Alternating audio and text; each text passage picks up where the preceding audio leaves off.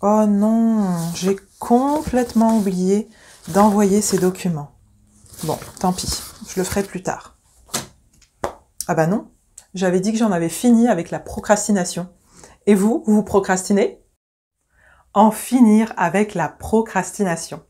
Hello, j'espère que vous êtes en pleine forme. Ici Soraya Oulepsir, thérapeute, coach bien-être et formatrice experte stress et burn-out. Je vous accompagne pour faire pétiller votre quotidien en vous libérant du stress, de l'épuisement physique, mental et émotionnel qu'on appelle aussi syndrome de l'épuisement professionnel ou encore burn-out en anglais. Je vous aide à retrouver la joie de vivre, la paix intérieure, du sens dans votre vie. Je vous apprends à vous connaître pour vous épanouir et vous sentir bien dans vos baskets. Si vous êtes du genre à avoir la flemme de faire des choses et que vous les remettez au lendemain, alors cette vidéo est pour vous. Restez avec moi, je vous dis tout sur la procrastination. Avant, je vous invite, si ce n'est pas déjà fait, à évaluer votre niveau de stress à l'aide du quiz dont vous trouverez le lien dans le descriptif sous cette vidéo. Je vous invite également à vous abonner à ma chaîne YouTube Se libérer du stress et du burn-out et à activer la petite cloche pour recevoir une notification dès que je poste une nouvelle vidéo. Vous pouvez aussi me rejoindre sur mon compte Instagram Soraya Oulepsir dans lequel je suis active tous les jours.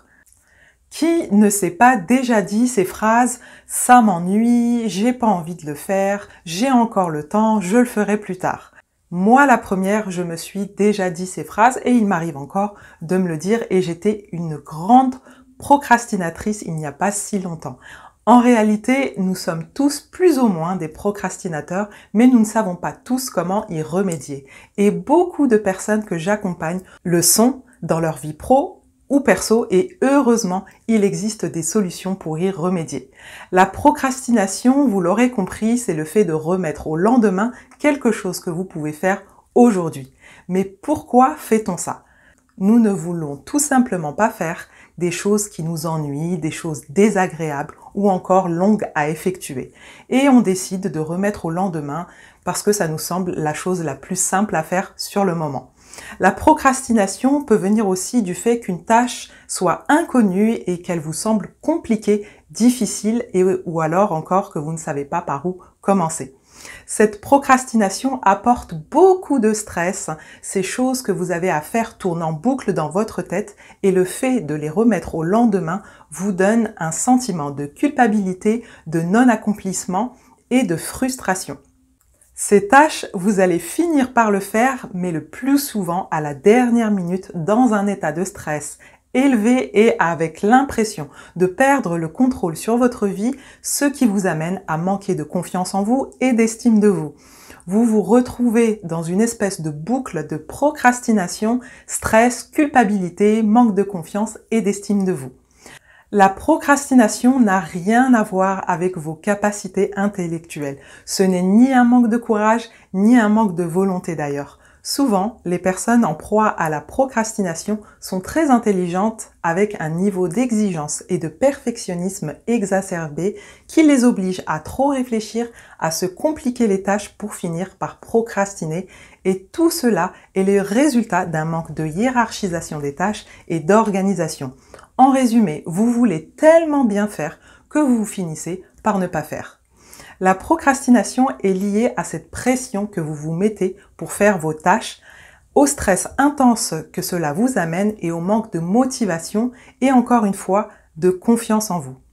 Alors, comment est-ce que j'accompagne pour remédier à la procrastination? Tout d'abord en diminuant votre niveau de stress, en revoyant à la baisse votre niveau d'exigence, en boostant votre motivation, en travaillant sur la confiance en vous et bien sûr en mettant en place une organisation qui vous ressemble et qui permet de reprendre le contrôle dans votre quotidien. Cela demande du travail et un peu de temps, mais ça vous fait prendre conscience au fil du temps de la satisfaction de voir vos tâches accomplies avec sérénité et qu'avoir un minimum d'organisation, ce n'est finalement pas si sorcier. Pour mettre en place dès aujourd'hui un peu d'organisation dans votre quotidien, je vous recommande de faire la liste des choses que vous avez à faire, de prendre un agenda, un carnet ou votre téléphone peu importe, de choisir les jours qui vous conviennent pour accomplir ces tâches, puis dans chacune de ces journées, programmer les tâches que vous avez décidé de faire en indiquant bien l'heure à laquelle vous allez les faire. Surtout, programmez uniquement les tâches que vous allez vraiment pouvoir accomplir. Et je vous recommande de commencer doucement avec des tâches pas trop compliquées, le temps de vous habituer à cette nouvelle organisation. L'objectif est de vous simplifier la vie et non pas de vous surcharger, sinon vous risquez de vous sentir débordé et de revenir dans cette boucle procrastination, stress, manque de confiance et d'estime de vous. L'important est d'accomplir les tâches que vous vous êtes fixées à l'heure que vous avez décidé. Vous pouvez par exemple vous mettre une alarme sur votre téléphone pour ne pas oublier, d'accomplir la tâche dès que votre téléphone sonne et si pour une raison ou une autre, vous n'avez pas pu accomplir toutes vos tâches, c'est OK. Soyez bienveillante envers vous-même, restez motivé et reprogrammez les tâches à un autre moment. Il y aura sûrement des résistances et des loupés au début et c'est OK aussi.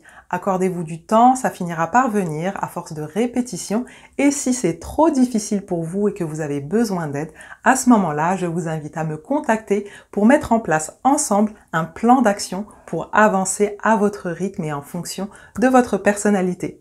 Voilà, vous savez tout sur la procrastination. J'espère que cette vidéo vous a plu. Merci de l'avoir regardée jusqu'au bout. Dites-moi en commentaire ce que vous en avez pensé.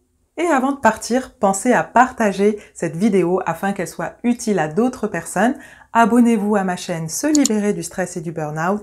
Activez la petite cloche pour recevoir des notifications dès que je poste de nouvelles vidéos. Likez, dislikez et vous pouvez aussi me retrouver sur mon compte Instagram Soraya Oulepsir où je suis active quotidiennement. Je vous rappelle que vous pouvez toujours trouver le lien pour évaluer votre niveau de stress dans le descriptif. En attendant, je vous dis à bientôt pour une nouvelle vidéo. Prenez soin de vous et n'oubliez pas qu'à l'intérieur de vous aussi se cache une femme pétillante qui mérite d'être révélée. Ciao!